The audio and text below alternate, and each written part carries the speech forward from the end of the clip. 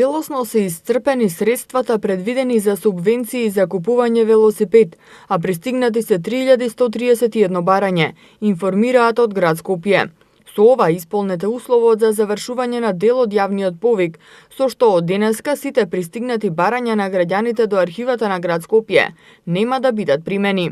Со јавниот повик за надоместување на дел од трошоците на граѓаните на подрачјето на градот Скопје за купување велосипед за 2018 година, граѓаните имаа можност да набават велосипеди, а градот Скопје да ги субвенционира во износ од 50% од вредноста на велосипедот, но не повеќе од 3000 денари по лице.